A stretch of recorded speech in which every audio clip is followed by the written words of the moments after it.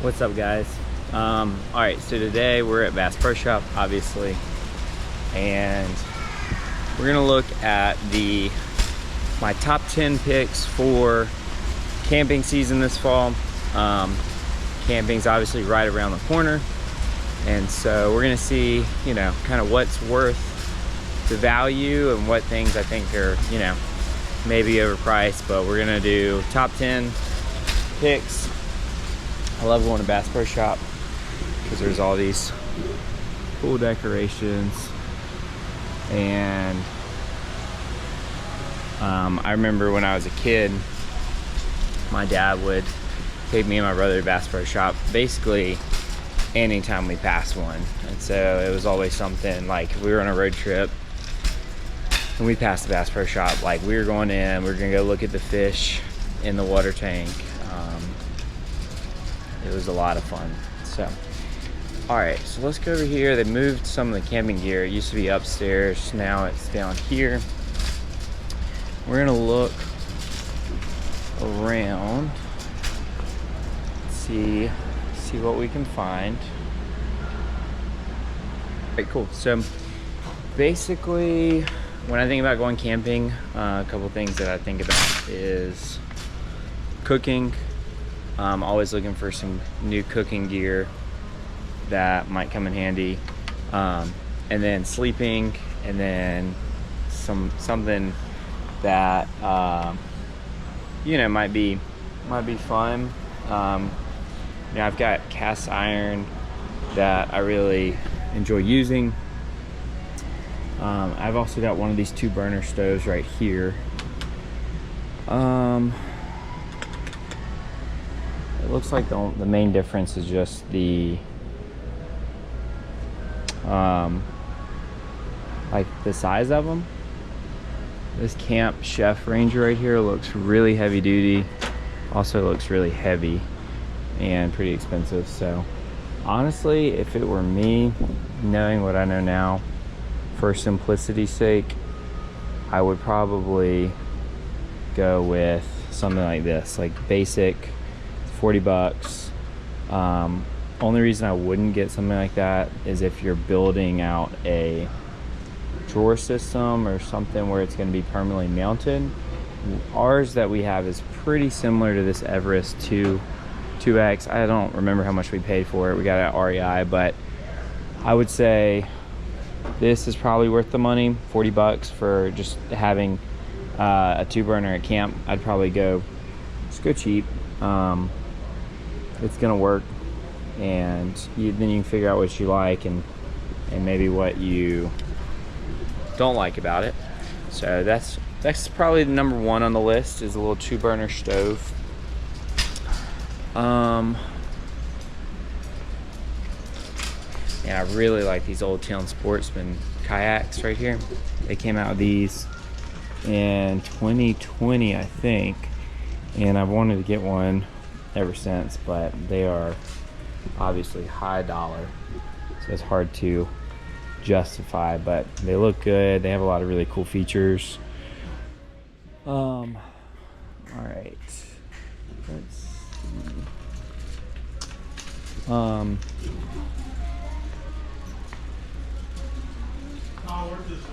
Yeah, I would say probably having a table is going to be important. So if you don't have a fold-out table, I would go with something like this. Let's look at a couple different options. This is just a little lightweight side table. Yeah, that's obviously really high, $529. I also try and figure out like what can have multiple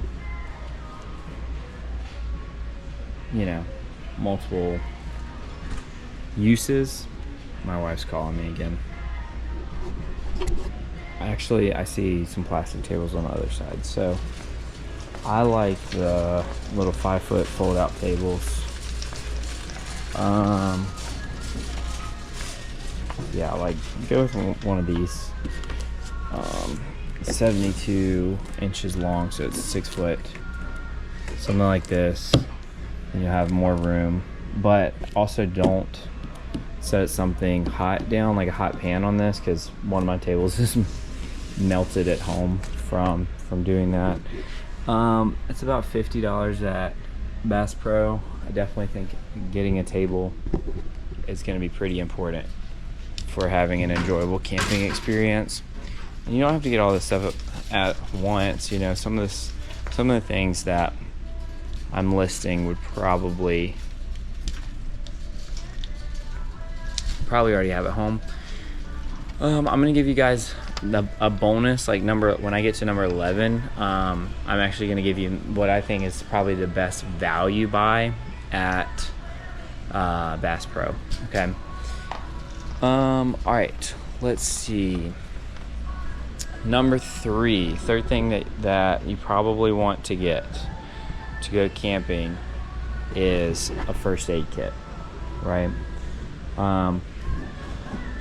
Your first aid kit, the size of your first aid kit really should depend on two things. Number one, the size of your party, like how many people you're going camping with, but also on the flip side is your level of expertise. You know, there's not really a whole lot of use for having a super big first aid kit if you don't know how to use it. And so, you know, learning how to use it, we bought, you know, something relatively cheap, but you know, having our basics covered, like something like this, family first aid, 1 to 4 people, you know, it should cover your basics. You can look at what's in it. It's got some medication, some medical instruments, some bandage. One thing, oh, here we go, wound care. That's what I was looking for. Definitely want some stuff to stop the bleeding if you're in that type of situation. So just making sure you have something like that. Also, burns are pretty common, so I would get some burn cream and something to stop bleeding. And those are the two biggest things that I've experienced at camp, because people, you know, will be silly with pocket knives and also, you know, not be very smart around the fire or around hot pans and stuff like that. So number 4, I would get some type of light. They actually have some really inexpensive headlamps here, $5, $10. That would probably do the job. 150 lumens. It's definitely not gonna be bright. This says powered by 3 AAA batteries. So you can get battery powered or rechargeable. Sometimes I like rechargeable, but a lot of the times I like battery powered because it's a lot easier to, I don't know, I've had better experience, I guess, with replacing batteries instead of recharging. My wife's got a black diamond headlamp that's rechargeable, kind of like this, and you know, obviously it's premium product and we can't get it to come on at all. I've tried charging it, tried turning it off, turning it on, like trying to reset it. So I would just buy something pretty inexpensive for a headlamp and get something that you can put batteries in. And if you're worried about running out of batteries, just bring extra batteries. All right, so that's number 4. Let's see, number 5, some type of water storage. You guys don't need these. You don't need one of these or one of these or one of these. You don't. I've bought 2 of these before, and you can just go to Walmart and get a gallon of water. They sell water by the gallon. You get a gallon, like a milk jug almost. Get a gallon of water. That's all you need. You don't need a water container. So probably gonna need some type of tent. That's gonna be important. I'll tell you what I look for in a tent and which one, like if I had to pick one of these tents, which one I would probably pick. So first thing that I'm looking at is I'm going to look at really the size and how you set it up. And so these dome tents right here, these are going to have a tent pole that you have to basically wedge through the top and then through the other top, and then basically you clip it on the bottom, and then that tension is what picks the tent up. You know, they're fine. I mean, I have one at home that I've used forever. It's not waterproof anymore, but it does work. I would say if you can afford it, trying to get one that says instant tent on it, which I don't see a lot of options that are on here. Let's check the other side real quick, see if there's any instant tents. Basically the way the instant tents work is the poles are already all attached, and so you just have to bend the poles a certain way, and then it picks the tent up. But it doesn't even look like Bass Pro might not have any instant tents, which if it doesn't, shame on you, Bass Pro.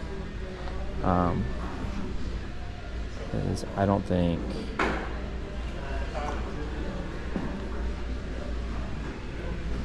that's tough.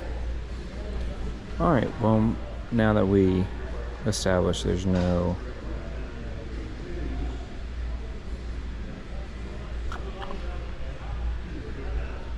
alright, what I would do, since Bass Pro doesn't have any instant tents, this says Cabela's Getaway Dome Tent, 4-person, $100 off. It's normally $199, so that means that this is only $100. So that's probably what I would go. It's a waterproof 3-season tent. It's 10 pounds, so it's relatively light.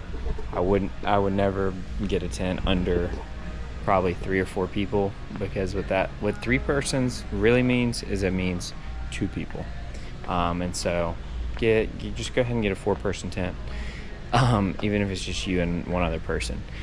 Only exception is if you're backpacking. You need to keep super lightweight. Then you can get something like this. This is I don't even know if this has a floor. Says hiker biker tent.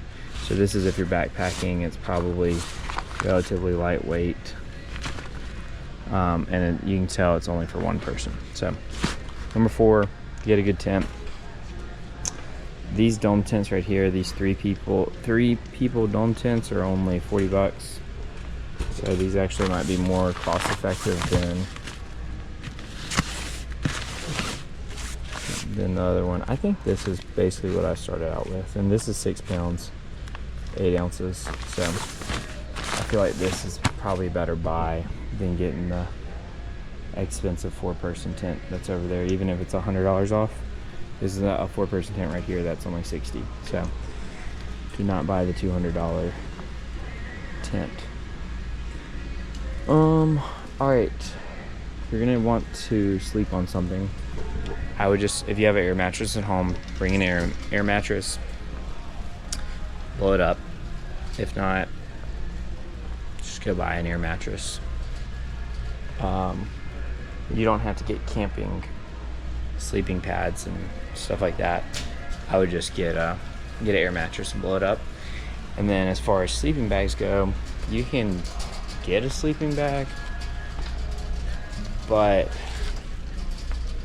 I've kind of got to a point where I like the quilts better than the sleeping bags, and so I would recommend getting like some type of quilt. These obviously, you know, they have a lot of different sleeping bag options. What you're looking at is the degree. This is a 40-degree sleeping bag. This is a 30-degree sleeping bag. Most of the time when it has the degree, that's not comfortable temperatures, that's survivability temperatures. So if you buy a 40-degree sleeping bag and you go camping and it's 40 degrees, that doesn't mean you're going to be comfortable. It means you're going to survive. And so I would recommend getting about 20 degrees lower than you'll probably actually need. So if you're in Alabama, probably would be good with like a 20-degree sleeping bag, you know, or maybe a 10-degree sleeping bag if you're camping when it's the 2 or 3 days out of the year that it's the coldest. But most of the time, I think 20 degrees, you're probably good, or getting a quilt. So what's that? Number 5 is getting some type of sleeping bag or sleeping pad. All right, let's talk food. I'm getting hungry. So let's talk number 6 is gonna be food related.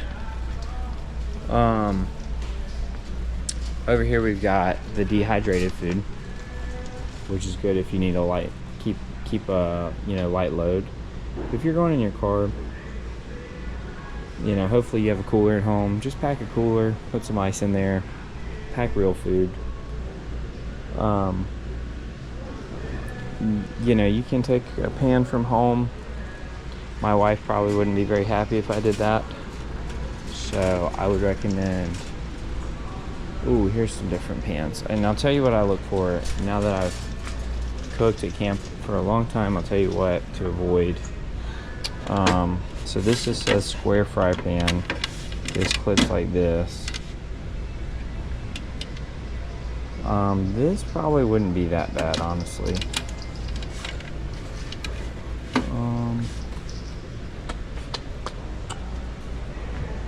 See, this I would not get something like this.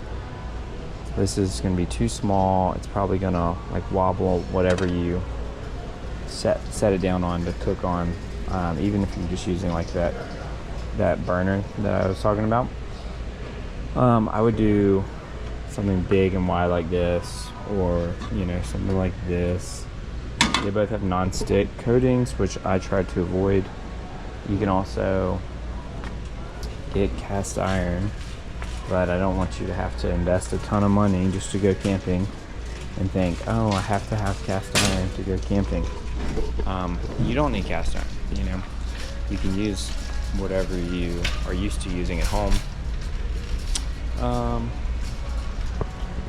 Alright, so here's the cast iron section. What I would do if it were me is get something, don't get something with like high size like this, because it makes it really frustrating to try and get food out in the woods with your spatula. So get something with a low size like this. You can tell the difference. This has like a 1/2 inch side on it versus these right here have like 1.5 inches, 2 inches on the side. So I would recommend getting something like this to cook on, or even a flat top. If you want, you can get something like this as well. So that's number 6. Get something to cook on and just pack some good food.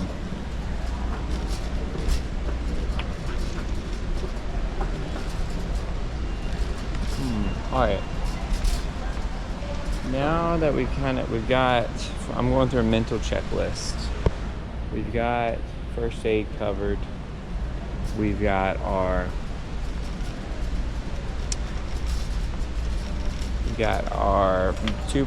two burner gas stove. We've got a pan for the stove. We've got a tent. We've got a couple different things. All right, so let's talk like creature comforts, tools, things like that might be fun to bring. A friend of mine got me one of these in high school, this little saw, and I actually used that to cut down probably a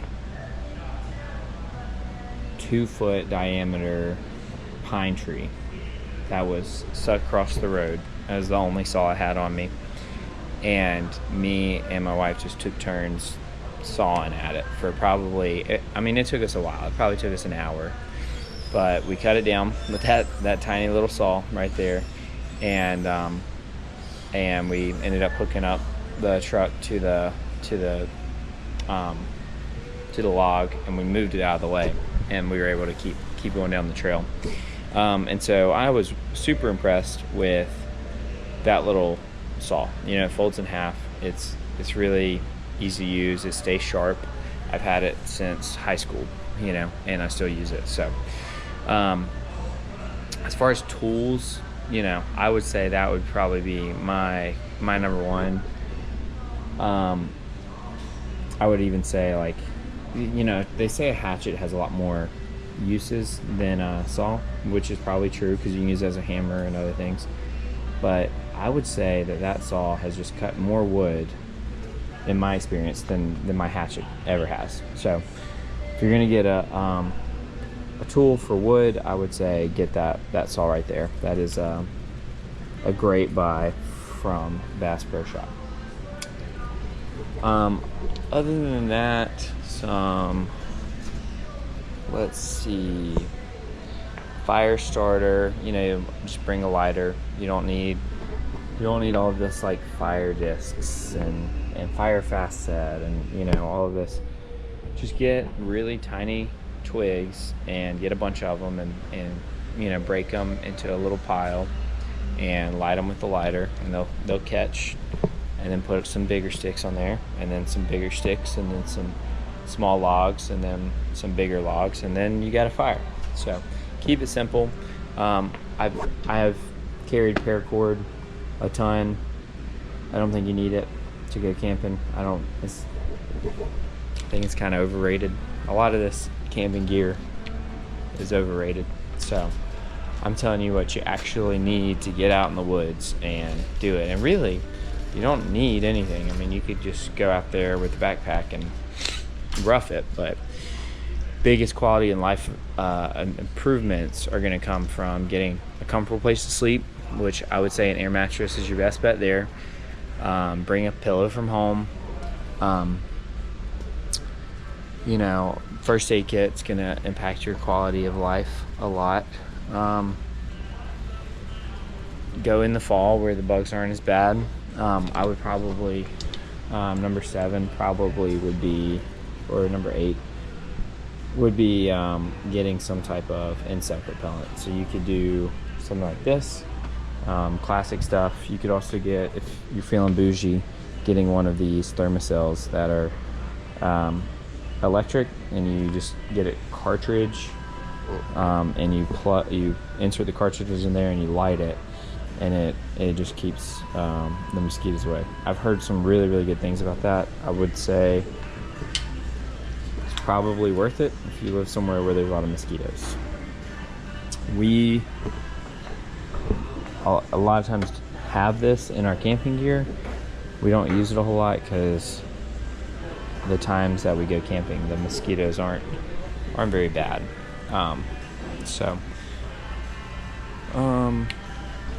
You know, kind of consider that. Oh, they have air mattresses at Bass Pro. All right, let me tell you what air mattress I would get. All right, here's the air mattress section right here. And for sure, I would get one of these pumps. That is just game changer. Get one of the pumps. Do not get, I don't like air mattresses with the pumps already in there, because you're paying for that pump. But if that air mattress goes bad, which the air mattress is going to go bad before the pump does. So if the air mattress goes bad and you have to buy a new air mattress, you also have to buy a new pump because you got the air mattress with the pump in it. So what I want to look for is get something basically like this. This is a queen air mattress, 10-inch height, so you know it's probably about this tall, which is really all you need. It's not going to take up too much space, and it's gonna work. What size is this? This is a twin. If you're by yourself, you could definitely do a twin also to save $10 and save space in your vehicle, packing, and space in your tent. But get one of these pumps. You can, I mean, it really doesn't matter. You can get the electric one, but I have had the experience of blowing up the air mattress using a pump that plugs in like that, and then the air mattress can't fit in the tent. But if you blow it up in the tent, it'll fit. And so I would recommend, again, get the battery pump. Put batteries in it before you go. The batteries aren't going to die. You'll be able to blow it up all the way. But that's not bad, and you're sleeping comfortably for 50 bucks, you know, which, you know, might sound like a lot of money. I mean, this stuff definitely adds up.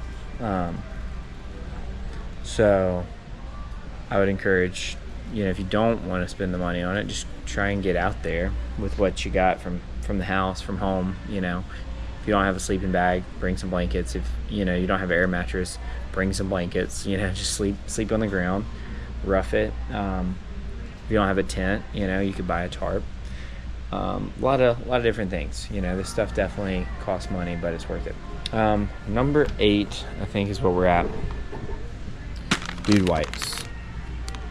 These are worth every penny. I mean, they're only $5 for a pack of 48, and they're awesome. They're way better than baby wipes. They are bigger, they're more durable, they don't tear as easily.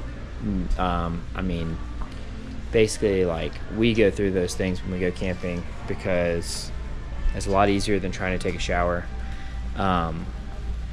And, you know, they work. You know, I feel clean afterwards. I don't stink afterwards. So get you a pack of Dude wipes for quality of life improvements, for sure.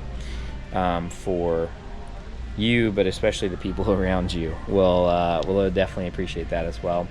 I've seen people like buying things like this that have like a solar shower. I used to have one a long time ago. I don't like them because you have a set amount of water, obviously, and the water's only going to be so much warmer than the air around you, and so you're really basing your shower conditions off of the air and the sunlight around you. It's very like conditional, I guess. So I would rather just go with the wipes. So wipes are good. All right, I'm gonna stop talking for 2 seconds. I'm gonna figure out how many things we've actually covered, and then I'll be right back.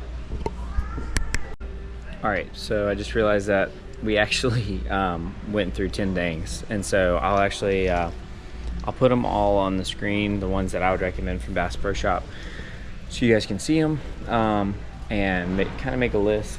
These are just my recommendations if you're starting out camping. You know, I would start with what you can, you know, figure out what you like, what you don't like, and just kind of go from there. And what I'm going to do is I'm going to try and figure out what I think is going to be the best value. If I didn't already include it in the list, I would probably say that the best value would be that saw, the folding saw, would be my bonus one, just because that thing is, I've used it for so long, and it's been a part of my kit basically since the beginning. So I wish, you know, I would say that is probably my number one best value, but I feel like I would like to give you guys a bonus one that maybe I didn't already talk about, but something that I actually have and I use, and something that also doesn't cost a whole lot. I mean, I feel like most of this stuff is kind of gimmicky, you know, it's just kind of tiny and cheaply made and not really worth it, you know. So I don't want to recommend something and then you buy it and then it's a piece of crap. All right, here we go. This might work. Probably not. the best value. Let's see here.